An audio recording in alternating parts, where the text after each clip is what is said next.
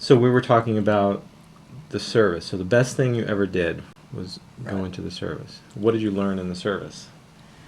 Well, after boot camp, which was horrendous, but I left boot camp in the best physical shape of my life, so I can't complain about that either. And I got assigned to Quantico. It was an electronics school in Quantico. Excellent school, all just electronics, no English or social studies or anything, just 8 hours a day, 5 days a week. You went to school and had good instructors, good solid course. Did you pick electronics or did they assign you? No, it was because my name started with a T. As the platoon graduates from Paris Island, everybody from A to S went to aircraft mechanic school, and from T to the end of the alphabet went to electronic school. That's Wow. the way it came out. Had nothing to do with anything, didn't take Aptitude, any nothing. tests, no aptitude, no nothing. They just Wow. strictly what you want.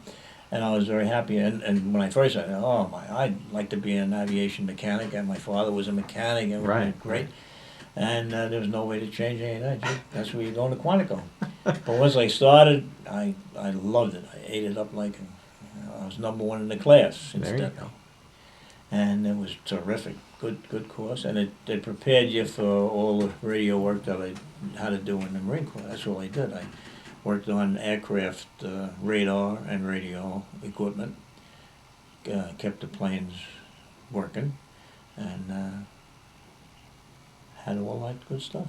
So when you were first in the service, were you already married, or did you get married while you were in the service? No, I didn't get married till after I got out.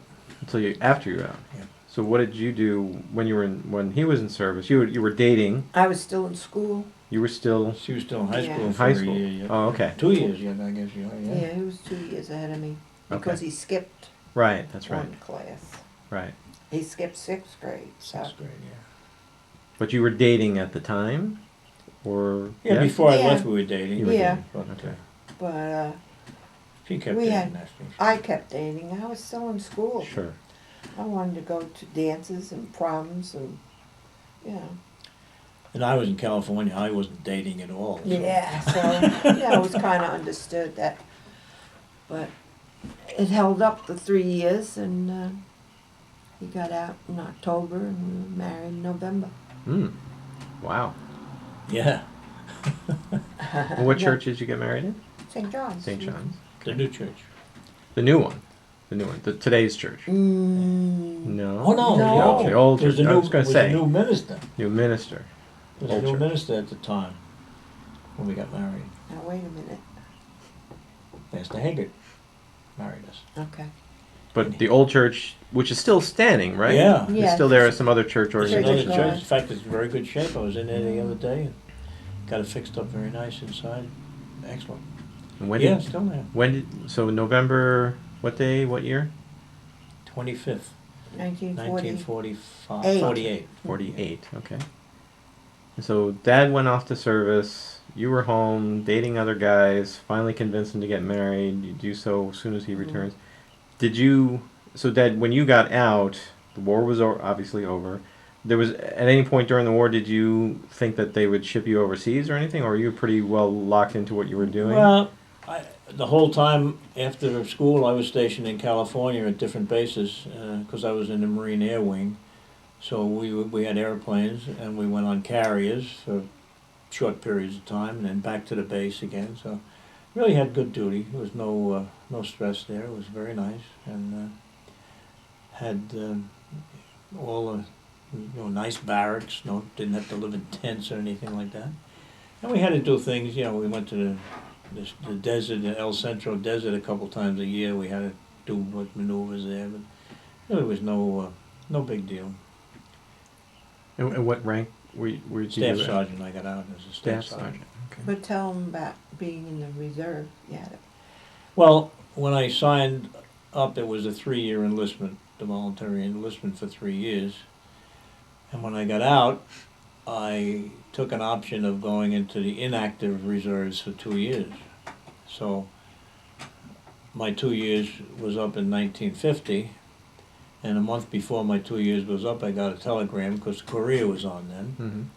Got a telegram to report to the Brooklyn Navy Yard, I'm coming back in, active duty. Got called back in And I was pregnant. for another year, but Then we and that were was, married. and that was spent in North Carolina, and that was a unique experience because everybody at that time that were getting in, would bing, bing, bing. They went to Guantanamo Bay for a little training, and then right over to Korea. And in fact, all the guys I knew, well, I don't think anybody came back.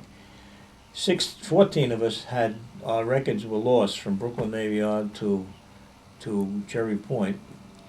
They lost our records. So for weeks we just stayed there, like we could come and go, we could do what we want, but we couldn't be assigned to anything. So people kept coming in, shipping out. We stayed there. Eventually they found my records, and by that time they assigned me to station electronics. I took care of the tower electronics, the transmitters and stuff like that. I was in charge of the tower. So I spent the whole year there. Never got to go out. And it was a very good base. So your career in electronics was happenstance because your name began with T, Exactly. and your service in Korea was happenstance because your records got lost. Yeah. Yeah, Karma. you were lucky. And so while Dad was in the service for the second time, did I was getting fatter and you fatter were and pregnant fatter. with Connie at the time? Yeah. And did you call? Did you have phone conversations? Were you writing letters? How did you communicate with Dad at that time while he was Phone. away? Mostly I phone. used to come home from North Carolina. I used to come home once in a while on the weekend. If I got a Friday night drive home, 14 hours, spent home a couple hours and right back again. But most of the time, just telephone calls. She didn't write letters ever anyway, so it didn't make any I did difference. so. Well, you weren't good letter. You didn't. I like to wasn't a write good letter writer. I must have written 100 letters that never got answered, but that was all I was busy. right. Yeah. So, after your service in World War II, what did you do then? After I got out the second time, Or the first time, sorry. Well, Between the first and second, I what were you worked. doing? I worked for RCA Service Company, installing television antennas for all the houses in Levittown and Long Island, which was exploding then. With 1948 was the big year for television. Everybody was getting a television, 10-inch television set. Had to have an outside antenna for the 3 channels that were on the air. And so I went in and got a job at RCA, and had a truck, an antenna truck, and went installing every day Your own business. until I got called back in service. Then And then when you came back after came that? back the second time. I never went back to RCA. I could have, because I had been called out. I could have Right, gone back, but right. then I went on my own business. Then So were you the first one on the block to have a TV in the house then? well, there were only a few. Yeah. Ramsauers had one, and I had a few. And the only reason I had it is because I worked for the company and I could pay it off on a payment from my check every week. Right. And so we got it set right away. And so you were at home. You had Connie first, Mm-hmm. and Then he had Charlie's radio and television Right. store. and when did you guys move into this house? 1953. Three.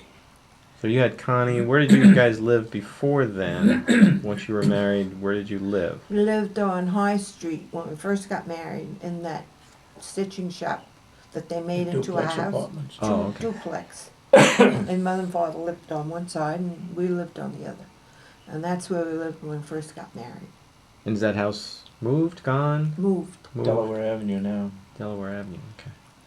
In fact, we were in it not too long ago. I know the man that bought it. And I was telling him, well, I lived in that house when we first were married. And he said, oh, that apartment is vacant right now. Would you like to see it? I said, oh, I'd love to see it. So I came home, got Dad, we went down. And I remembered some things about it. Yeah, they fixed up the bathroom and the kitchen and modernized Yeah. it a little bit. Sure. We looked at the rooms and could remember pretty much. And then Just he before we were ready to leave, he he said, said- "Oh, I want you to show you something." So he opened the closet door in what was our dining room, I guess. And we looked in. There was the same wallpaper that we had. It was still in the It was closet. still in the closet. The wallpaper that Nana had put up Is that right? from 1948. Wow. And she decorated the whole Yeah. place for us before we got married. Yeah. And that was secondhand I furniture. never she forget that bought. wallpaper. Yeah, that was funny. It was nice going back. And so how? And then in 1953 you moved in here. So how did? Tell me about how the house Well, was built. when my mother and father Sold. sold that duplex, Mm-hmm. but we had no place to live then. Again, I got kicked out. They had built the house over here once they were ready, so we moved in with them while this house was being built.